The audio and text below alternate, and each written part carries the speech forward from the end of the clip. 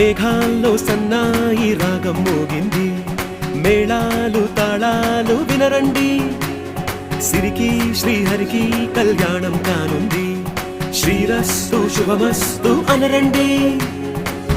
అచ్చ తెలుగింట్లో పెళ్లికి అర్థం చెప్పారంటూ, మెచ్చదగు ముచ్చట ఇది అని సాక్ష్యం చెబుతామంటూ, జనులంతా జై కొట్టేలా జరిపిస్తామండి. అందాల కుందనపు బొమ్మవని జత చేరు